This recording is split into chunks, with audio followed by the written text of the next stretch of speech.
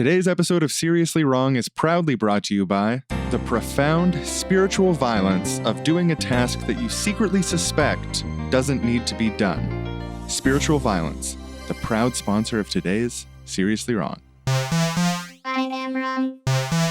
You are wrong. We are wrong. I am wrong. He is wrong. She is wrong. They are wrong. We are wrong. Seriously. Seriously. Seriously. Wrong. We now go to a comfy Irish pub where two salaried professionals sit together for an after-work drink. Hey man, I get tables right over here. Oh, is this seat taken? Just kidding. How's it going, man? It's been a while. Like, you were texting me it was a rough day today? Yeah, just rough in how the same it was as every other day. I basically have to make sure people do things that they always do every day. Are you like a manager? Yeah, I just call people and ask if they're doing things. We call it check-ins. I check in with a lot of people. It's a horror existence. Well, at least you have something to do, man. I go through these folders on the computers. I make sure that all the forms are filled out correctly. Straight up, I have my own form about form quality, but like ultimately there's only 5 or 6 of those to do a week. I'm on Facebook, I'm on Solitaire, and every time I've ever told the boss that I've got nothing to do, he either like looks at me like I'm crazy or he makes me do something really humiliating and banal like wipe tables or something. At least you can keep your brain to yourself. You can listen to music, listen to podcasts and stuff. I don't know. I'm jealous of your job, to be honest. Today I listened to this podcast. They did an interview with David Graeber. I don't know who that is. You haven't heard of him? Oh, it's pretty great. He's like an activist and a writer, and he just wrote this book called Bullshit Jobs, about the spiritual crisis of all these meaningless jobs that people have to work. So it's really up my alley. Actually, would you mind if I told you a little bit about my day in detail? Like, I'm just sort of need to get this off my chest. I'd love to hear about your day in detail. Okay, so like I get in at, I think it must be 5 after I'm supposed to be there, so like 9:35. And he comes out of his office and he's like, oh, do you... Anything to report? You got enough to do? You need anything? Busy. In one word, busy. It's nonstop. Great to hear forms and yeah, I've been working really hard. A lot of attention to detail. Phone calls coming in. Good. That's what I like to hear. Stuff getting done. Perfect. Yeah, like my job really needs to exist. And you're doing real work? Doing real work, yeah, nonstop. It's perfect. I'm just going to stop you there. I got a lot of real work I need to do, especially the next 50 minutes. So I'm going to head in my office. Sorry for wasting your time, Just if anyone comes, make them wait. If anyone calls, put them on hold. Just 50 minutes is all I'm asking. I got stuff to do, real work. Okay. Yeah, I'll be doing my real work out here as well. Sorry. What I mean to say is, yes, I'm your humble flunky. Your word is my command. Oh, Johnson, you're a nervous wreck. Always going to be a beta, but I love you. Yes, That's sir. why I keep you around. Yeah, beta, huh? The original scientist who described wolfpack behavior and invented the term. He never said it applied to humans, but he even later realized that it only applies to wolves in captivity. So, like, sure as what that fucking boss knows. I'll just unminimize this window. I wonder what boss would think about that. Slide just one earbud in. Anarchist podcast. And so I'll just press play on the podcast now. Seriously. Seriously. Wrong. Today on the show, we have David Graeber with us. David, you're a anthropologist, professor, activist, and author. And I noticed on your Twitter bio that you say, don't call me the anarchist anthropologist, because I think that anarchism is something you do and not an identity. So I was wondering, before we get started on your new book, what does it mean to you to do anarchism? Oh, well, it really comes from the idea of direct action. Anarchism and direct action have been very closely linked over time because, the core notion of anarchism is you take the idea that the ends do not justify the means to the point where the means have to embody the ends. You're supposed to act as close as possible to the way you would in a free society. And of course, you don't really know how people would act in a free society, but you try to approximate it. You try to make decisions in a way that wouldn't require coercive enforcement. You try to treat people as you would treat them in a society where you couldn't force people to do things they didn't want to do. But that's not what you do if you're operating within a university environment. I mean, you try to as much as you can, but you're not fooling yourself. That you're not in a prefigurative space here. Best you can do is ameliorate the situation. So it seems silly for me, who's like working in a capitalist system. I mean, sometimes I have been involved in such experiments, and then I'm being an anarchist. If you're occupying a square, if you're involved in a direct action, large or small. I actually have called direct action the defiant insistence on acting as if one is already free. You do that as much as you can in the relations with people that you love and trust, and you try to expand that circle of people that you love and trust as widely as possible. But under present situation, me doing what I do, it would be pretentious of me to say that my practice of anthropology is anarchist. It's not. In your new book, you make the case that about 40% of jobs, according to some public opinion polling in the UK, or potentially more, are what you call bullshit jobs. And these are jobs that don't need to exist, jobs that the workers themselves feel don't serve a useful purpose or don't contribute to making a better world. Can you give an example of a bullshit job and why you think it's important to call out this phenomenon at this time? Yeah, I should emphasize, as you pointed out, the key thing here is that the person doing the job thinks it's bullshit. This is very important because I don't want to be some guy going around saying, oh, you guys, you're just pointless and stupid. I mean, Douglas Adams has this famous scene where there's this planet that tries to get rid of all their useless people. And these, for him, include everyone from used car salesmen to hairdressers. So they say the planet's about to blow up and have three arcs, one for leadership types, one for workers, and one for useless people. And then they just send the useless ship into the sun. And it struck me that this is exactly what I don't want to be doing here. I want to destroy the jobs. I don't want to destroy the people. I want to liberate the people from these jobs. And my premise, though, is that most people in bullshit jobs know it. In fact, they know it better than anybody, and they don't like it very much. It's not that there are useless people in the world. Everybody wants to be useful, but we have a weird economy which is structured in such a way that huge proportions of the public are trapped in positions which they think, if that job were to disappear, or even if that entire industry were to disappear, it would just make no difference, or maybe the world would be a slightly better place. And I set up a Gmail account called Do I Have a BS Job or What at gmail.com. And, I got hundreds of responses. So if you want to get a sense of what those were like, well, obviously telemarketers. I've never met a telemarketer who didn't think their job was bullshit. A lot of people are in middle management, a lot of people who are sort of in that sort of clerical administrative supervisory roles where you wonder if they actually do anything. Well, often they don't. And they're perfectly willing to tell you as long as you promise them anonymity. Corporate lawyers, I'm sure the upper echelons of corporate lawyers are all about justifying themselves, but pretty much everybody else who's like toiling in the legal mills, those guys say, if this entire industry were to vanish, great, we'd all be better off. I thought, here's this amusing hypothesis I have, and I put it out in a little magazine. So I just went crazy, went viral all over the world. It was translated. I think now it's up to 22 languages. I just heard it's been translated into Bangla and Persian.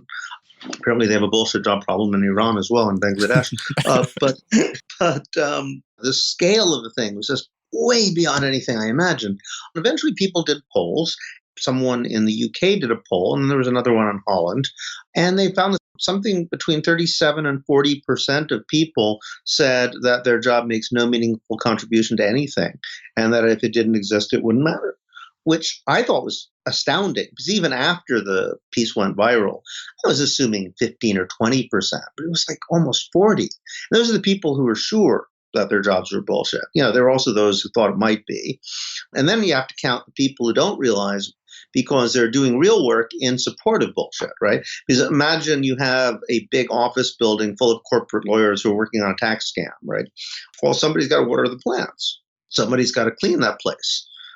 Somebody's got to do security, receptions. Those guys are doing real jobs, but they don't know that the entire operation they're supporting is just completely unnecessary nonsense. So if you think about that, well, it's quite possible that half the work done in our society is completely unnecessary.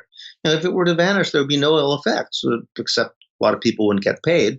But, if you can figure out a way to support people otherwise, the work itself is totally Well, unnecessary. this is really fascinating because, under the logic of capitalism, efficiency is such a primary concern. And I'm sure advocates of a market-based system would say, well, we'd never have bullshit jobs because we'd immediately notice that this is inefficient. How could this ever happen? That's the interesting question. This is the kind of thing you expect is going to be happening in the Soviet Union, and did, right? They had a full employment policy, and therefore they had to make up jobs. Hence the famous line, we pretend to work and they pretend to pay us. There are millions of people like these idiotic jobs. Like if you want to buy something in a store in Russia, one person would select it, another person would give you a ticket, another person would take the ticket. So they made up all these incredibly inefficient systems so as to employ as many people as possible. So then the question becomes, why is it that this is happening in capitalism? And especially, why is it that the moment the alternative collapses, the moment all these socialist systems fall apart, instead of capitalism becoming even more like lean and mean and efficient, even though that was a rhetoric, right? Now we're going to have a really supercharged capitalism, globalization, fire the unnecessary people. There was a whole obsession with lean and mean corporations, and CEOs were celebrated for how many people they could fire. But all those guys who were fired, they were the actual productive blue collar workers who did the stuff. So if you're UPS, the delivery guys, the drivers, the people who are actually doing the work, you downsize them and you speed them up and you tailorize them and you make their lives a living hell. But the guys in the sort of meaningless positions, like East Coast Vision coordinator, brand manager, that kind of stuff, those guys don't get fired. In fact, they seem to get more and more of them. And part of the reason for that is that in large corporations, if you're a manager, if you're an executive, your prestige, and sometimes even your salary, is actually directly related to how many people you have working under you. So just think about that for a moment. There's no incentive to fire people. There's one guy who's really telling, he worked for a bank and he was an efficiency security expert.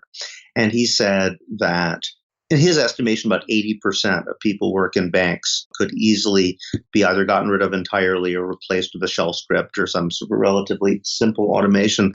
So only about 20% of the people who work in a given large bank are actually necessary.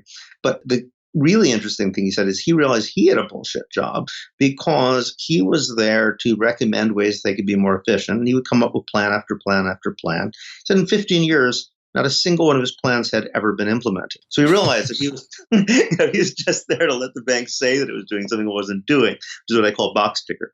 And why? Because every time he came up with a plan to make something more efficient, somebody would say, oh, wait a minute, that would mean 20% of my people would be fired. No, because he would take a hit in terms of his prestige. And now it's time for David Graeber's 5 types of bullshit jobs. Type number 1 is a flunky. The flunkies exist for the boss to feel superior to, and something that David Graeber called managerial feudalism of, the boss is the lord and he feels important and big by having as many serfs. So this can be stuff like door attendants, assistants, receptionists. Hey Sean, I was wondering, do you want to just do the old flunky sketch? Pull the old flunky sketch out of retirement? I love the way you think. Let's do it. I'll be Mr. Spensworth, you be Mr. Bysworth. All right, so I'll just pick up the phone and I'll dial Mr. Spensworth. Hello? Oh, Spensworth. Bysworth.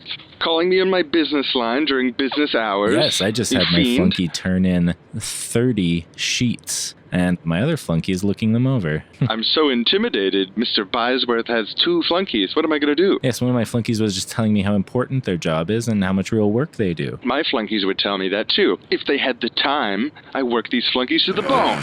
Spensworth. What do you say to that, Bysworth? I'll have you know that one of them is nested under the other one, so I'm 2 levels up. Well, I'll have you know I have 15 total flunkies. And they're all directly below you, I imagine? That's none of your 15 business. years at a company and you're only 1 level up. My business is very sleek. It's shaped like a 15-legged spider. Such a good metaphor. Excuse me, I have a spider here on my desk. I'm just going to kill it. Bysworth, don't kill that spider just because it reminds you of my corporate structure. I have real work to do. Would you look at the time? It's been 50 minutes already. Don't you try to hang up on me. I was trying to hang up on you. Well, I'm hanging up on you, and you're I'm going to hang up first. pitiful amount of flunkies. Goodbye, hanging up. I'm going to hang up first. No, I'm going to hang up. No, you don't hang up. I'm hanging up right now. It's first, a real... before you do. No, Yeah. I'll be hanging up first. Spensworth, I will be hanging Bysworth, up first. I'm going to hang up first. Today's episode of Seriously Wrong is proudly brought to you by Morgan Beattie's 12 Rules for Resentful Young Men. Now, David Graeber says that there needs to be less jobs. And now I have art on the walls of my house to remind me that the people who say don't create jobs have killed millions of people, and it comes from the same foundational ideas. And in Shrek 1, Shrek had a job to do. He had to save Fiona and stop Lord Farquaad and his dastardly plans, his chaos. And at the beginning of the film, when All-Star plays, that represents the beginning of the cycle of renewal, of him learning to take care of himself, become a full man, a full human being. And at the end of the movie, when they have the Shrek in the Swamp karaoke dance party, that represents a return home, a full man. And individualism is our only way to be free from tyranny. Incredible. Morgan Beattie's 12 Rules for Resentful Young Men. Buy this book like the fate of Western civilization depends on it. The thing that really sticks out to me is just like how insulting that is to the individual to have to spend your entire day doing something that's useless because it's so important to people to feel useful, to feel esteemed. And then there's like this extra added insult on top of like having to pretend that what you're doing is useful to the other people in the company, to the corporation. So you exist in this state of unreality where you know you're doing something that's pointless, but you have to pretend that it's not pointless. And it's, I don't know, I just see this as so damaging to like your sense of self. Yeah, I think you're exactly right. And that's exactly what people report. One guy described it as a Kafkaesque nightmare. He said, all of us are sitting there knowing what we're doing is completely pointless, but we can't say it to each other. And we're all saying, he knows. Does he know? He must know. You know, that he had a job working for an insurance company where he said they had twice as many managers as employees. Everybody's managing each other. So they'd all be sitting there in a circle, like trying to build up each other. Oh, you know, you're so necessary to the team. Thank God we have you. You know, That's sort of like the emotional labor of like Walmart or customer service, where you're like you're super friendly to all the customers no matter the mood you're in, except like within an internal culture where you're being super like, oh, you're so important. No, you're important. Like you've had such an important yeah, day. exactly. But the problem is, at least if you're like an airline hostess or something like that, right? The classic emotional labor studies, you know exactly what's expected of. But these guys, you're never quite sure, right? Does my boss know I'm not actually doing anything? Because some of these people are like working 1 hour a day, 2 hours a week, you know. Otherwise, they just have to look busy. So then the question is like, you know, how convincing do I have to be? Is it okay that they see that I'm on Facebook all day or playing Minesweeper, or do I have to like do it up like I'm doing something really important? Do they know and just expect me to play along anyway? Do they not even know? Everybody's in this kind of limbo where they're just trying to figure out what you can say and what you can't. And it just endless paranoia and degradation involved in that. I mean, you could have a nice boss. There's a taboo about your boss actually just saying, look, we really just hired you to troubleshoot problems once or twice a week. Otherwise, just stay out of people's way, do whatever you like. We don't care. You know, they won't actually say that. I don't know why. I had a job once in graduate school where I was working for a guy. He was a professor of anthropology, and he was like a Marxist who studied workplace resistance, right? So I was like, okay, if there's anybody I can talk to really as a boss, this would be him. I was his research assistant. He was explaining to me how to do the timesheets. So I said, okay, how much can I lie? And he just looked at me like I was from outer space, you know? So I just quickly pretended I never said it and said, okay, even this guy you can't be straight with. It's clear there's something about the relation of a boss that you can't actually say what's really going on. One of the interesting things that you bring up in the book is that you say the bullshitization of the economy has only just begun. And so that refers not just to the bullshit jobs themselves, but bullshit creeping into other jobs. Yes. And I think that there's a relationship between those two things. I've observed this directly in an academic context. If you look at universities, and this seems to be true at pretty much everywhere, there's been a managerial takeover. So whereas 30, 40 years ago, if you said the university, people would assume you meant the faculty. Now, when you say the university, people assume you mean the administrators. And the administrators more and more see themselves as executives. So there's been an increase in the number of administrators, but there's been a veritable explosion of the number of administrative staff. Basically, there's these armies of minions these guys have. And it's part of the corporatization. And in fact, it's happened much more in private universities than in public ones, because the public ones are at least a little bit accountable for what they do with the money. Whereas private ones, they're only accountable to trustees. Trustees are familiar with the sort of standards of the corporate world. So for them, it's just totally normal that if you hire somebody to a major post, of course, you're going to give them 5 flunkies and only then figure out what those flunkies are going to do. So here you get a vice dean or a vice chancellor or a provost, and you give them 5 people, and they'll say, oh, okay, you are in charge of time allocation studies, and you're going to be in charge of synergistic strategizing. And those guys then make up all this paperwork. And then the people who have to do the paperwork is, of course, me. They'll try to suddenly have to break down what I'm doing all day. So instead of teaching, I have to sort of provide detailed accounts of my teaching. I have personal experience with the job I did for quite a few years, which was hotel maintenance. And you would think, okay, obviously hotels need maintenance people, but it's kind of like you were saying, it's the sort of thing where, you need to be there when something breaks. When nothing's broken, sometimes there's projects go around to every room and repaint the bathroom ceiling. But sometimes you don't need to paint every bathroom ceiling. So I ended up saying I was doing things that I wasn't actually doing because they didn't need to be done. But my bosses wanted to know that I was constantly doing things, even though there wasn't enough things to constantly be doing. And I had to write down everything that I did at the end of the day. So a lot of the days, my biggest task was making up stuff that I had done during the day so that there was something on these sheets that my bosses literally never read once, but they were there in the book. Yeah, there's a lot of stuff like that, like piling up documents, which almost certainly no one's ever going to read, but there's some possibility they might. So you got to make it at least, it's a little bit like those things that people are showing in the background in movies, where they have to actually do up the document in case some guy freezes the frame and looks at it to see what it really says. Yeah, so there's a huge industry of writing bullshit reports for these high-level meetings because executives like to be able to walk in with a sheaf of reports, and chances are they're never going to be used at all. But if something comes up, they can whip it out and say, actually, we have a report on that specific topic, and sort of throw it on the table. And it's just total bullshit. It doesn't really matter what you say in the report. I talked to one guy.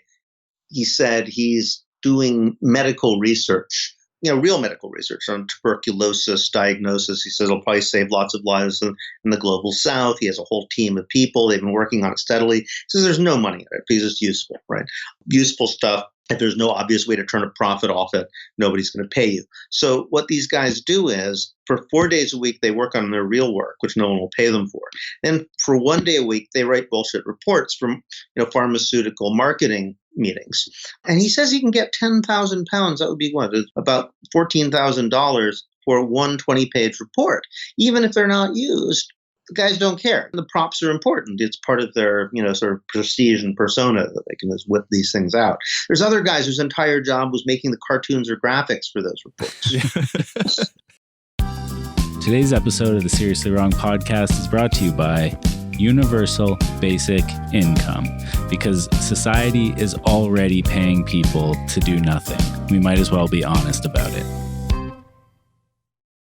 The second bullshit jobs taxonomy is the goon. Someone who does a job that the person who hires them wouldn't do themselves. And it's a job that doesn't contribute to society as a whole, but it does benefit their employer. And crucially, it's people who act deceptively and aggressively on behalf of the employer. Goon jobs are the types of jobs where an employer needs to hire them because other companies have them, like corporate lawyers, public relations, people who can collect donations on the street, interrupting you walking, and it's like a good cause and you feel guilty. That's this field. Goons. I'll just put on my goon sketch hat. I'll put on my CEO hat, and my meteoric rise to the CEO of this company would never have been possible without you.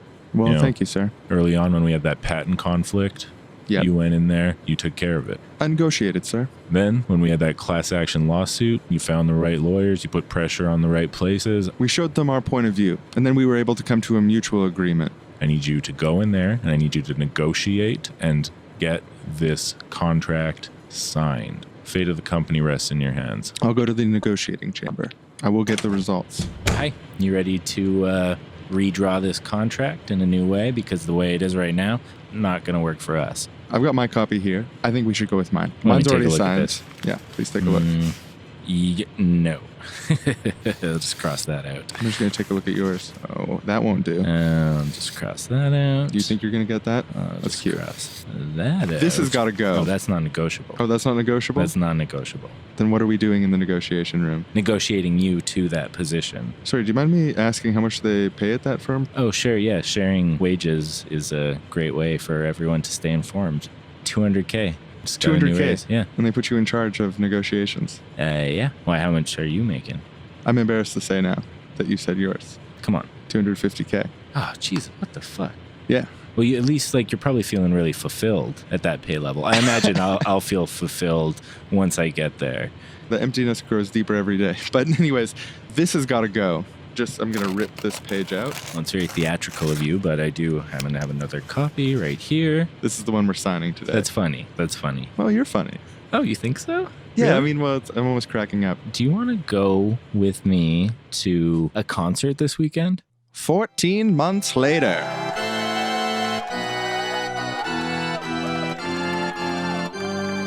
Oh, look, the birds are eating the rice. I hear it expands in their stomach and then they die. That's hilarious. Oh my God.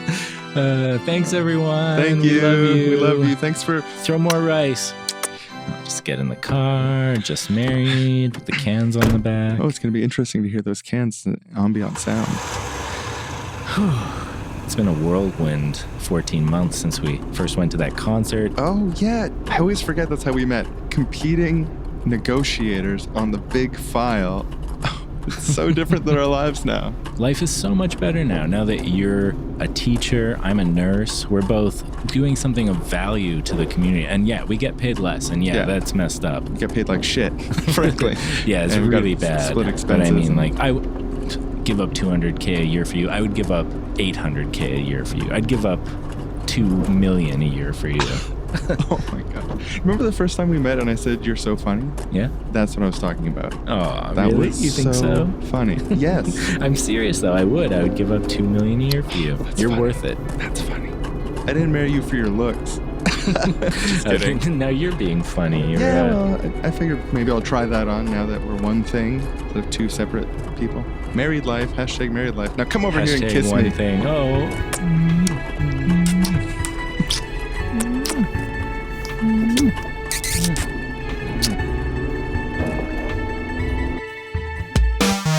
wrong, How much of all this do you think comes from just like a sort of cultural belief that work is good in and of itself, regardless of whether it accomplishes anything or not? It's work ennobles the soul. Yes. If you're not Very, working, then you're bad. You're useless. Exactly. There is an idea that everybody should be working harder than that they want to work, preferably for someone they don't like very much. It's something they don't really enjoy. And if you don't do that, you're a bad person. But most people don't think it necessarily applies to themselves. Some do. But everybody feels that somebody who doesn't do that and wants public relief as a scrounger, as a crook, they've really conditioned us to be suspicious of each other and to say, people are basically lazy.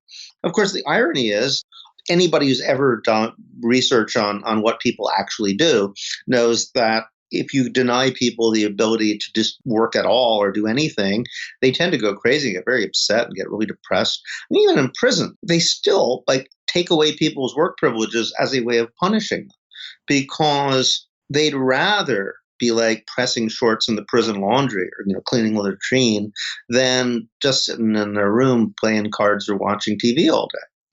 And the fact that people are so depressed in these jobs just shows that the desire to contribute something to the world is very fundamental to what human beings are, the basic nature of humanity.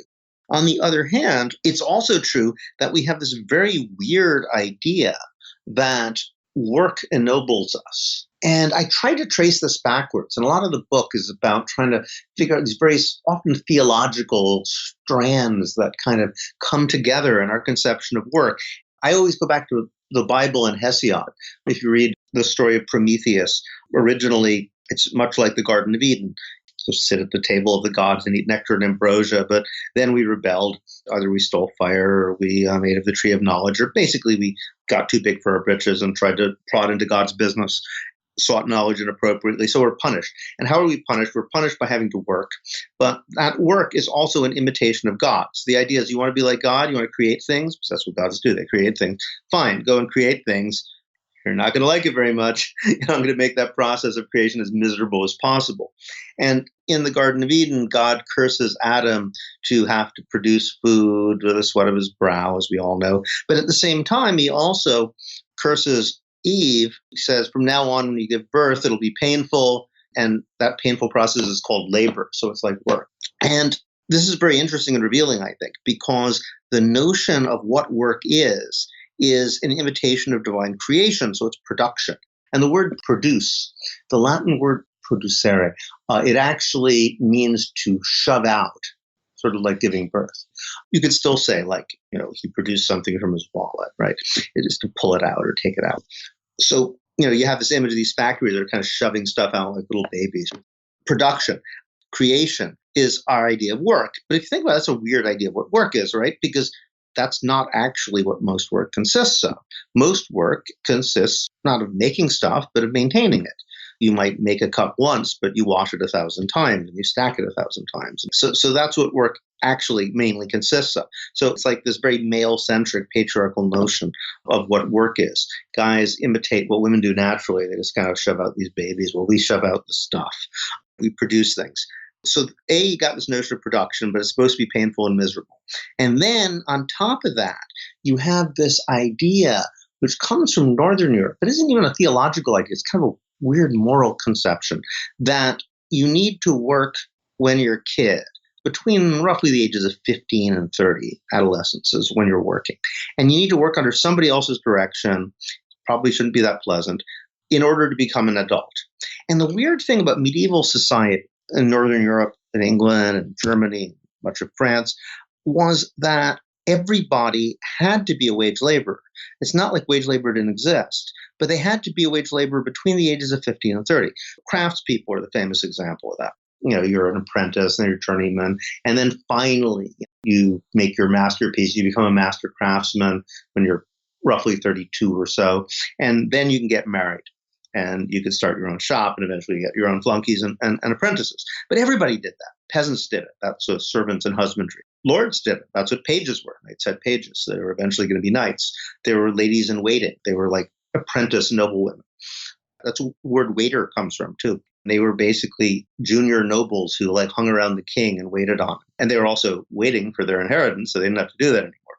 Become nobles in their own right, get their own servants who are like other junior nobles and so forth. Now, suddenly, around 1600s, you get capitalism emerging, wage labor becomes a permanent thing. So that means suddenly everybody's a teenager forever, or like a lot of the population are just stuck in permanent adolescence.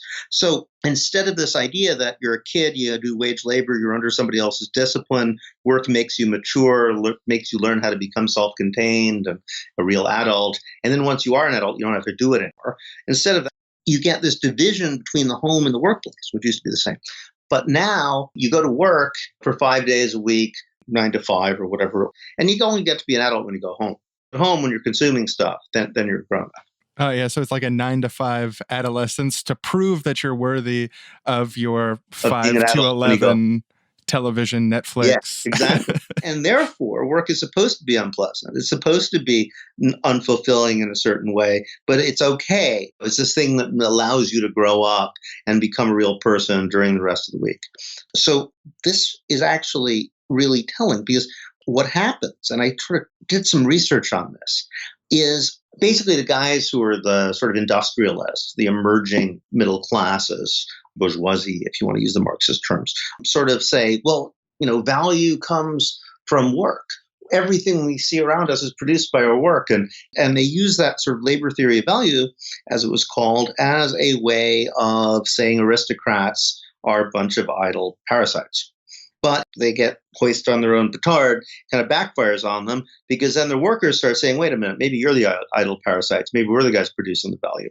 And all during the 19th century, the idea that all value comes from labor that we create the world and that working people are the real creators of everything we see around us and ultimately deserve credit for it. Everybody's saying that. I mean, if you read Abraham Lincoln, he sounds like a Marxist. All those guys sound like Marxists when you read them today. And then in the 20th century, there's a backlash. Basically, guys like Andrew Carnegie say, well, we can't have this. They called it the gospel of work. Americans define themselves through their jobs, through what they do. We need to change this. And there was a concerted effort to create what he called the gospel of wealth, that basically value doesn't come from work, it comes from people like me, it comes from entrepreneurs.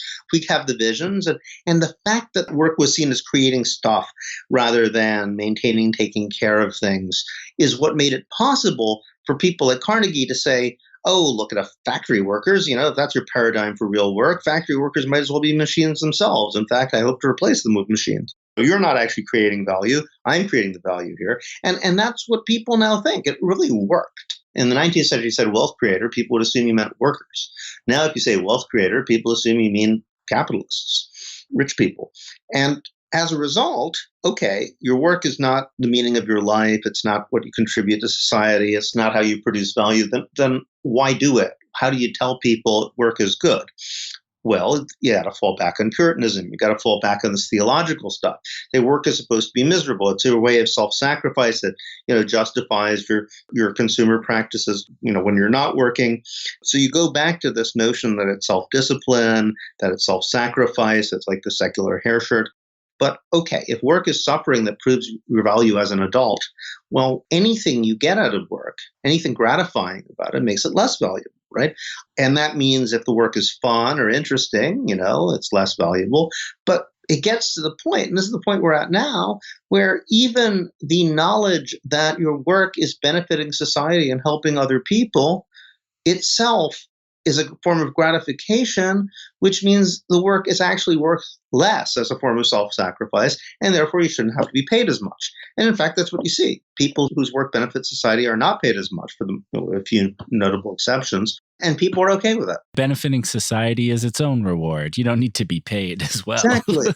So that's the reason why like nurses, mental health workers, childcare providers, Exactly. like, oh, it's so great to take care of kids. Like, why should I have to pay you more than $14 an hour? Yeah, and they'll say things like that. They'll say like, well, we wouldn't want people who are greedy to take care of our children. I mean, people are motivated basically by money. You wouldn't want them to be teachers.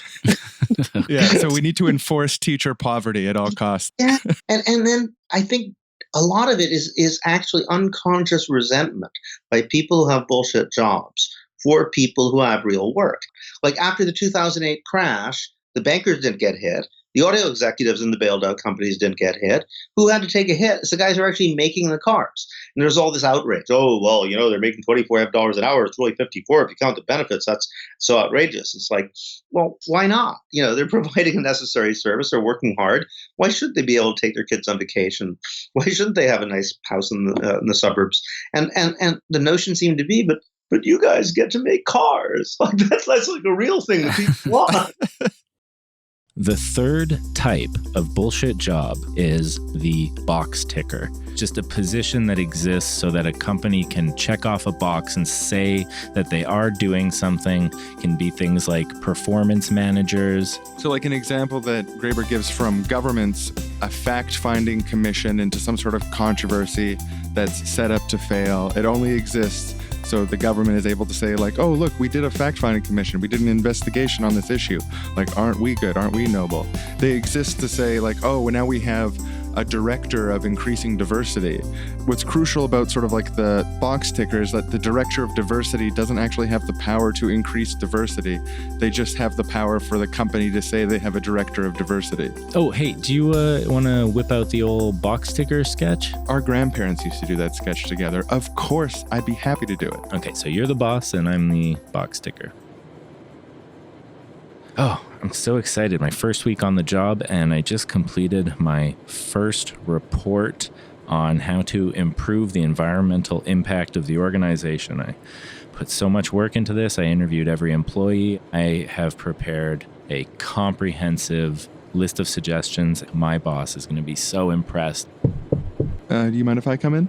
How's it going? Oh, hey, yeah, I was just thinking about how stoked I am to present to you my report. It's going great. I put so much work into it. And it's all done? It's all done, yeah. Cool. Can I take a look at it? Definitely, please do. If you need me to explain any parts of it to you, I am here. Sure. Can you pass me that pair of scissors on your desk? Sure, yeah, definitely. Hey, oh, wait, that's the report. What are you doing? Yeah, we won't be taking the recommendations this week. You didn't even read it. It comes from above me. We're not taking the recommendations this week. So you don't need to know what the recommendations are to know that you're not taking them? I don't need to understand that at this time. I mean, couldn't you have just pretended to take it and cut it up not in front of me so I didn't know that it was that just morale deflating? Yeah, I mean, I was really excited. Sorry, I put a lot of work into this, and I know I have to do one every week, and now I know that this is what happens to them. Yeah. Well, not. Yeah. Anyway, so I'll leave you to next week's report and keep up the great work. Welcome to Keyboard Warrior Radio Theater. They're saying that there should be less jobs. We need more jobs. We've got unemployed people. We need to take care of our veterans. Does the sound of an unemployed veteran sound good to you? I don't think so. You need to create stable, good-paying jobs through massive energy projects, resource extraction. We need jobs. Jobs, jobs, jobs. You want to force disabled veterans to go to work? That's a humiliating ritual. Make them show their worth before you let them eat. It's disgusting. Abolish work today. Abolish all jobs. Oh, nephew, I forgot that I had you on my Facebook. I know you're just a young lad, but as you get older, you start to realize nothing gets done without jobs. If there was no jobs, who would pick up the garbage? Who would bring the food to your table? Who would drive taxi cabs? Who would put out fires? Society is formed by a network of jobs, and that's why I always vote for jobs. Whoever brings the jobs gets my ballot. Oh, Uncle, you're so utterly stupid and naive. What you've listed there was a series of tasks. Some of those tasks can be automated. Garbage can be sent through pneumatic tubes from people's homes to collection points. Now, some of the things you mentioned are tasks that people will have to do, but that doesn't mean it has to be their job where they have to show up every day and do it. Even your idea to build pneumatic tubes to carry garbage to the dump. The only way that could be built is through jobs. Construction workers and journeymen and engineers. It's the power of jobs. And someday, you too will have a job and you'll join us.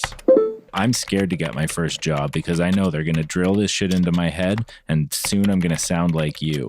The only solution is to destroy not just all the jobs, but all the people who have ever worked a job. There's a new proposal being kicked around the Senate right now to exterminate everyone who doesn't work. So your idea is quite a bit like that. It's actually the opposite of that. Kill everyone who does work. Hello, you two. I've been reading this thread and I'm just itching to weigh in. I'm a centrist. I'm not sure if you've heard of centrism, but it's a political ideology where you always want to look for something like that's not so extreme. And you guys are both talking about killing each other. This is what us centrists call an extreme spiral. The middle ground is some jobs are good, like firemen or daycare worker, people who clean hospitals. That's an important job. Clean hospitals, that's a legitimately important job. Not to mention doctors, another part of hospitals. There's tons of people who need help doing the stuff around their house because they have disabilities or they're aging and they don't get the level of care that they deserve. Those are jobs in wait. Every uncleaned room is an uncreated job. And I think that's the middle ground. Hashtag centrism. And we'll see you next time for another episode of Keyboard Warrior Radio Theater.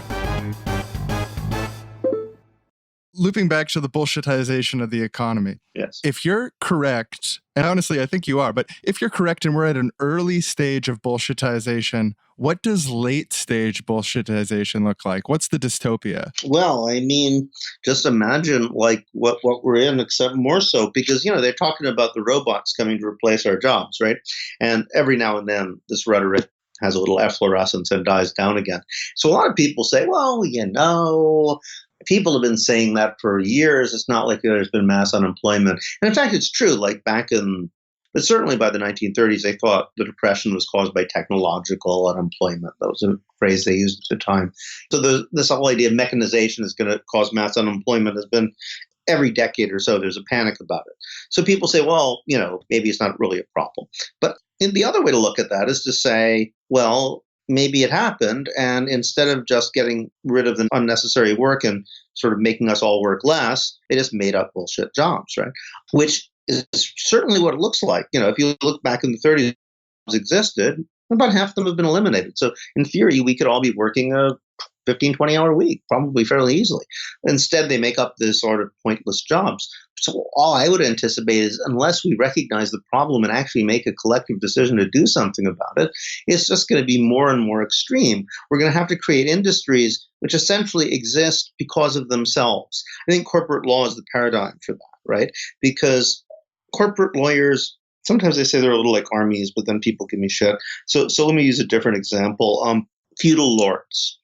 Back in the Middle Ages, the idea is feudal lords, they protect the peasants. Well, who do they protect the peasants from? Other feudal lords. So basically, corporate lawyers are like that.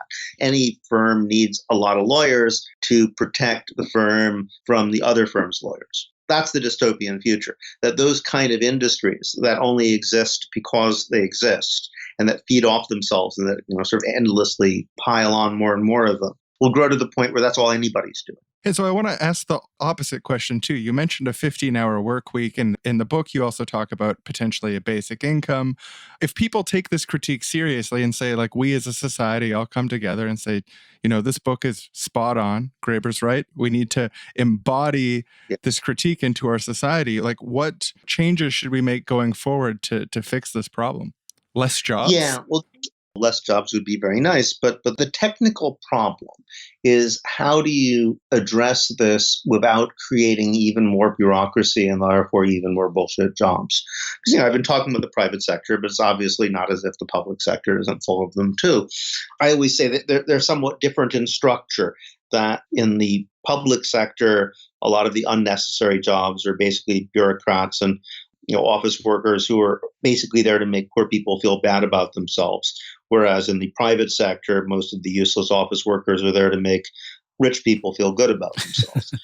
But either way, how do you get rid of them? In England, we sometimes use the term creating committees to investigate the problem of too many committees. The more you try to address the problem, the more you make more of it. Oh yeah, do you call that the iron law of something in Utopia of Rules? Liberalism.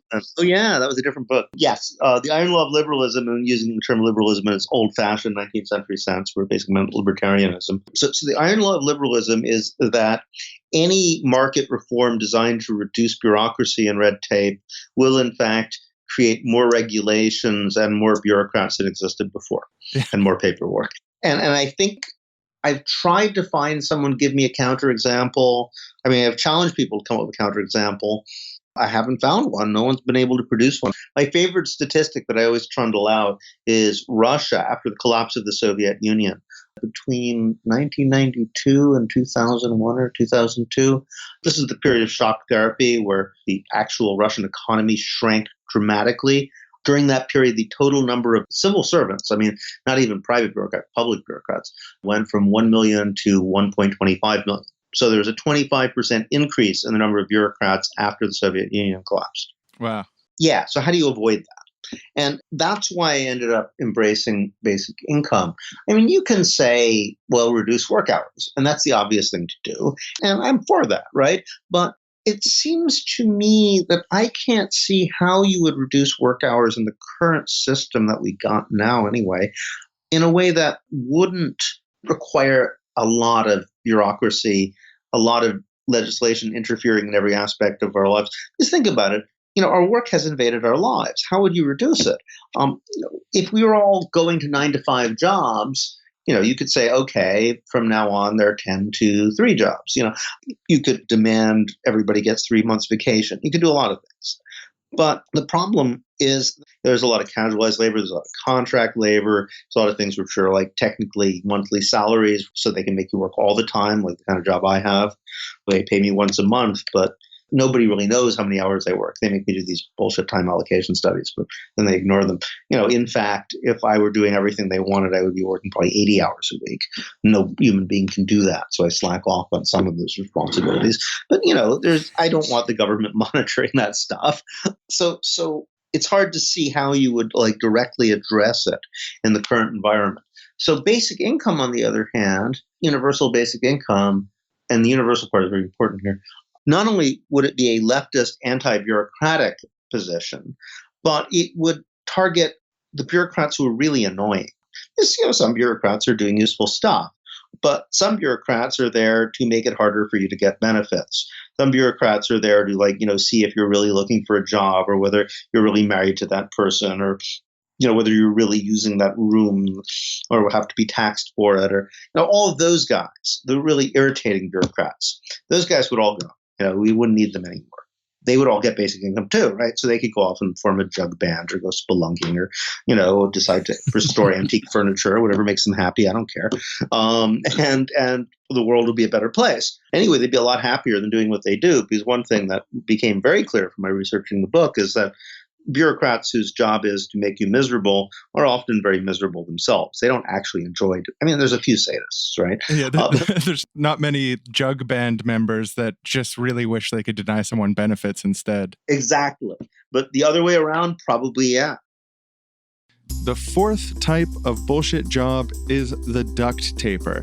A duct taper is someone who is fixing a problem that shouldn't exist in the first place. Say your job is to follow the bosses around and pick up their coffee cups because the bosses won't just put the cup in their place where it's supposed to be. It's a problem that's created out of laziness or created out of incompetence, and the problem could just go away, but instead they hire the duct taper, the patcher-upper. Or someone who will help people do their applications for social assistance and stuff like that. So ideally the system shouldn't be set up in such a way where people are turned down welfare or disability for frivolous reasons. But yet that happens because the people who are in charge of deciding who gets welfare or disability or not are hired goons, because the people who hired them would never turn down people for welfare to their face. That's a goon. To solve the problem that the goons are making in the welfare industry, you need to hire duct tapers to walk people through the process of applying for make sure welfare. They check all the right boxes, because the process has no sympathy for them. It feels like it's about time for,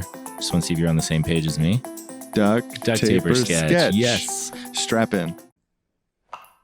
So how's that bucket with the water dripping into it doing? Only about 1/15 full. Oh, got a nice comment on my profile picture.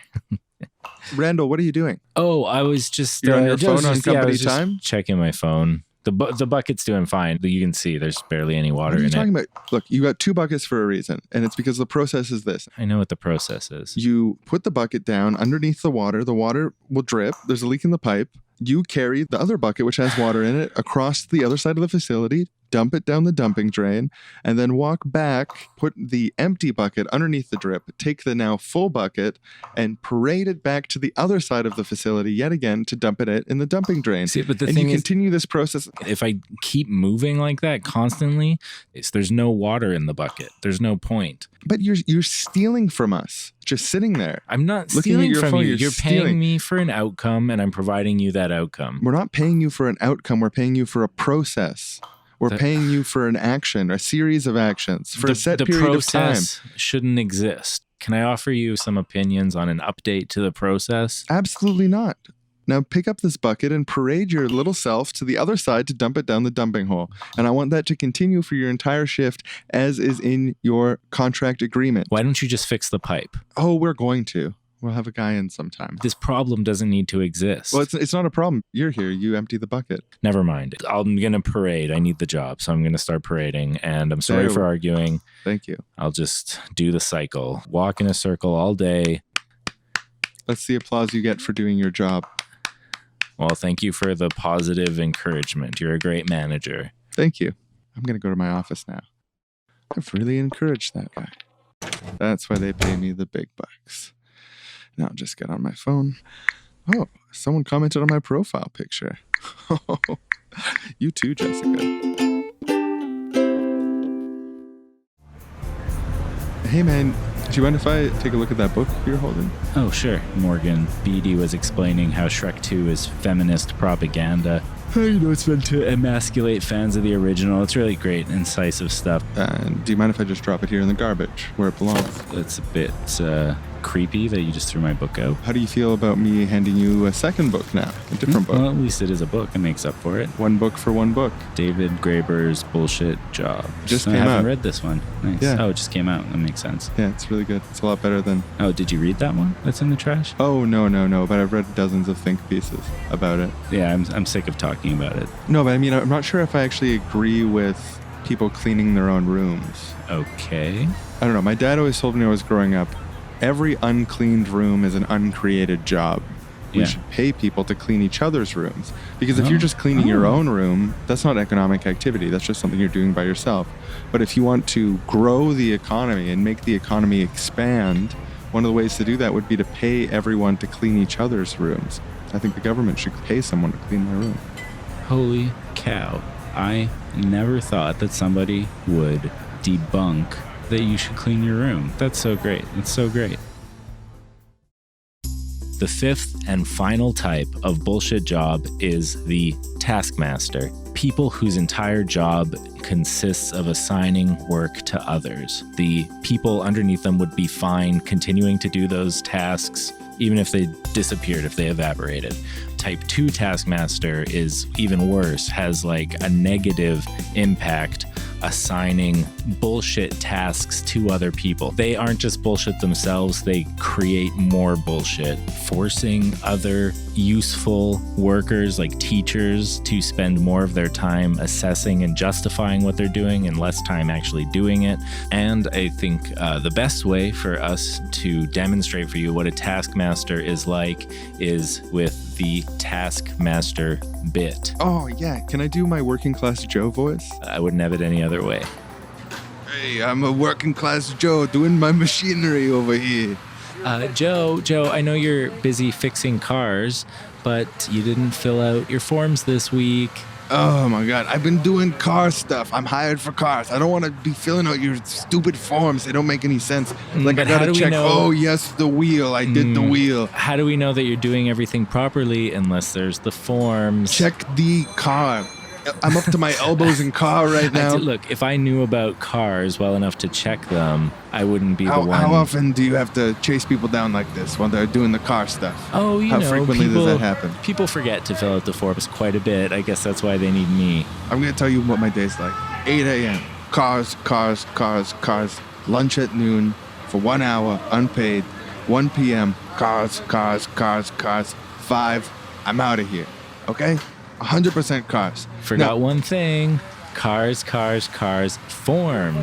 Look- Cars, forms. Look, smart guy, what do you do when you're not chasing us down like this? You're reviewing the forms in your office all day. Read the whole time. Well, no, I do lots of things. I design new forms. I go to seminars about how to create new forms. I go to seminars about how to motivate people to fill out forms. I'm so passionate about forms. They're really the glue that holds society together. Well, look, we all get paid. Your salary comes from the fixed cars. My salary comes from the fixed cars. The Yep. freaking boss's salary comes from the fixed cars. Not a single salary, not a single dime comes from forms. Well, They're I a wouldn't say suck. that's true. They're a suck. Not like fixing cars. Fixing cars is good for everyone, really contributes. Forms, Forms have a part to play in everything. That's my motto. the part is sucking. The part is lubrication. I'd like to see you fix a friggin' car. I'd like to see you design your own form. Go to hell, you piece of shit animal. All right, so I'll just get those forms by the end of the day. Like hell you will, you piece of shit. Hey now, don't make me go to HR. All right, well, check later for the forms, I guess. Thanks a million. Toodles. Fuck, guy. Another one of your earlier books that I wanted to just reference one part of because I loved it so much, gave me something to think about for days. In Fragments of an Anarchist Anthropology, you give a 3-point plan for ending global poverty. Oh, yeah. It's bold, utopian. It's exactly the stuff I love. And you acknowledge in the book, this is really complicated to put into practice. But the 3 ideas in it are an amnesty on international debt, Yeah. canceling all technology, patents, and intellectual property older than a year, and allowing for free movement for travel and residents around the world, basically open borders. So I wanted to ask, why would this end global poverty? Well, I think just the third one would, I mean, let's just look at that. Everybody says, the problems of differential incomes across countries and international trade and the histories of wealth and development. Oh, it's very complicated. People have thought about for generations how we would solve some of these problems, and it's very intractable and no one knows. And yeah, right. Let's imagine the following scenario. Anybody in the world could live wherever they want. If I live in Mozambique, if I live in Cambodia, and I want to move to Cleveland or I want to move to Holland, nobody's stopping me. All right. The moment that happens, do you think that the governments of America, Holland, England, France, Germany, all the rich countries in the world would not instantly figure out a way to make people in Mozambique and Cambodia want to stay there? They would figure out a way to make, people in Mozambique and Cambodia probably mostly would want to stay there if they could, right? Some people are adventurous and always will be and want to see the world. That's not a problem. But, the overwhelming majority, they probably want to stay there. They speak the language, they like the music, they like the food. Okay, so there's an incentive to want to stay in your own country. But if suddenly every single rich country had to figure out how to make migrants not want to come there but want to stay at home, I bet you they would come up with things that would make life in those countries, relatively pleasant really fast. They wouldn't come up with something. I bet they would. It's a little bit like what Kropotkin said about the dirty jobs problem. Everybody always asks that one. Well, if you have a free and equal society, we'll clean the sewers, we'll do coal mining and toilet cleaning. And there's various lefty theorists have come up with various funny suggestions about this. Fourier said, little children love to play in filth. Let them do it. Kropotkin had a little more practical one. He said, imagine everybody had to do a shift of a couple hours a day doing unpleasant jobs like that. That means all the engineers, the scientists, everybody would be forced to do these jobs. I bet you toilet cleaning and coal mining robots would be invented in a matter of months. Everybody's top priority would be to get rid of those jobs entirely. Right now, those are the jobs we have least incentive to robotize. But if everybody had to do them, those jobs would be eliminated almost immediately. I love that idea. Thanks for coming on the show. This has been an awesome interview. And personally, your book's been a big inspiration to me. I love the stuff that you're doing. Thanks. So, I suspect a good number of our listeners are familiar with you, but if someone's completely new to you, this guy's on the money, where can they find you online? Well, that's interesting because I have a webpage now, and I didn't used to, but it was created at the time I did this book. I said, okay, I got to do it. I've been putting it off. And several of the people who actually have bullshit jobs who had provided me with testimonies and I'd become friends of online pulled together to create a webpage for me. Time at their bullshit jobs so they can do it. And they just told me, well, wait, we've discovered that davidgraeber.com is taken. So I was surprised. Although later I was talking to an old girlfriend and said, yeah, don't you remember that night that we all got stoned and you preserved the domain name? I guess you forgot. Anyway, so I don't remember how to access it anyway. So the guy went through a whole list and I didn't realize that there isn't just OregonNet. There's 30 of them. So one really called out to me. As soon as I heard it, I said, well, obviously it's got to be that. So there is a webpage now called davidgraeber.industries. That's amazing. I love the idea that davidgraeber.com, you've got it, it's out there, but it's just beyond your grasp now. yeah, I just totally forgot. Anyway, so davidgraeber.industries. Yeah, it's still growing. It's really just starting up, but it's there. Awesome. Well, yeah, thanks so much again for coming on the show. And I love the book. I read it. I devoured it in just under a week. So thanks again. Take care. Wrong. I'll just take my earbud out here. This is really a bullshit job. I'm a box sticker. I fill out these forms just so they can say that there's an accountability in the form process. I'm a duct taper. The modem is faulty. I have to restart it every couple of days so he can get on the internet and get to his sites. I'm obviously his flunky. When the summer interns come in, I'm a taskmaster. I have to make all these bullshit jobs for them. And God, the only bullshit job that isn't part of my complex multiform bullshit job is a goon. I'm not a goon. Fuck, at least I'm not a goon. Johnson. Oh, Mr. Spensworth. It's been 50 minutes already. Yes, the telephone call with Mr. Bysworth is completed. Oh, yeah. I do have to ask you to do one other thing if you can clear a bit of time off your plate. Oh, you know what? Okay, I've got a lot of work to do, but I want to be a good employee, so I'll absolutely do it. Anything. Let me know. So, you know, down at the lower levels of the company, we got those guys who like crawl under cars, get all dirty like animals, and I'm not exactly sure what they do. Yes, yeah, that's what they call them, auto mechanics. Yeah. So we're going to be laying off 40% of our auto mechanics. Hasta la vista, baby. That's what you're going to be my hasta la vista baby guy. You got to just go tell the people what they don't want to hear. Okay, sir. Yeah, I'll go do something that you wouldn't do. Those jobs don't need to exist. It's going to make the company leaner. Machines can do all that. No machine can do what we do. You know what I'm talking about, right? What managers do. That je ne sais quoi of the human spirit. That's the backbone of the managerial tradition. Yeah. Pretty soon it's just going to be us and the eggheads. And, you know, between you and me, one day we can automate the eggheads. And it'll just be managers all the way down. A beautiful future. You want to take my hand and walk with me into it, fellow manager? Yes. Yes, I do. Well, then there's just one other question I have to ask you. 3 months later. Oh my God, they should clean up those dead birds. Really? You'd think.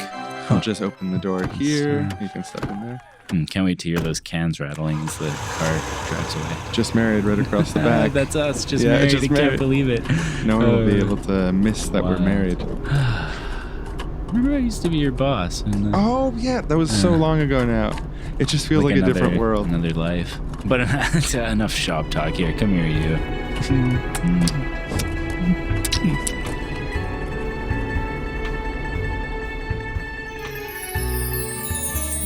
Thank you so much for telling me about your day.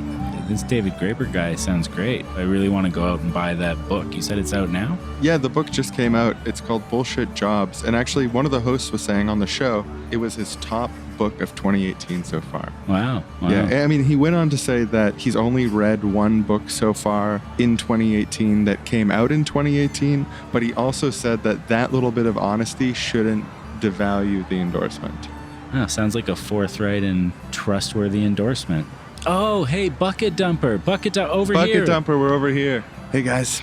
You still parading around in circles with your bucket? Yes. He was just telling me about Bullshit Jobs. Sounds like you're a duct taper. You know, having not read the book yet, I don't understand what you're saying at all, but that's one of the reasons I'm going to check it out. Is there a drink special? Oh, I'll cover you. Order whatever you want. $6 for a drink. Throw $6 to you for a drink. Start donating $6 a month to the Seriously Wrong podcast. That's how you get access to the whole archive of all their old episodes, bonus episodes, secret Facebook group. Well, and you can support independent content. That's a bargain. The other thing I was thinking is like maybe we need to have a revolution. Oh, yeah, a revolution, like to change all this. Yes, like why should I have to parade a bucket back and forth for 8 hours a day in order to have a place to sleep? They should just let you fix the pipe and then pay you forever for that fixed pipe. Yeah, because like it's just nonsense. The work culture with like the Protestant work ethic, and it's just madness. And like we could overthrow it and we can do so much. Like we could introduce a basic income. We could invest in technology that helps people. We could abolish prisons. We could tackle the problem of institutional sexual assault within the police, the military, and the prison system. Like we could do a lot. While we're at all this, can we provide people with food, shelter, clothing, education, and transportation? Yes. And so the disgruntled bullshit job havers implemented all of the things that he just said and more, forever approaching that receding horizon of a perfect utopia, moving closer and closer to a better society forever until the end of time. I am wrong. You are wrong. We are wrong. I am wrong. He is wrong. She is wrong. They are wrong. We are wrong. Seriously. Seriously. Seriously. Wrong. Next time on Seriously Wrong. Mr. Graeber, we have written 2 overlapping songs. We were just really hoping to sing in front of you. Can you do us the honor of letting us sing them to you? Yeah, I can actually. Thank you. 1, 2, 3. Jobs, David they should Graeber, you're the contribute to best. I the think world. you It's a form are of spiritual such a star. violence. Yeah, that song was dedicated to you. Oh, really? Oh, thank you. I think Sean's was really good, though. And you as well. Oh, thanks. Thank you. Yeah, I thought yours was good too.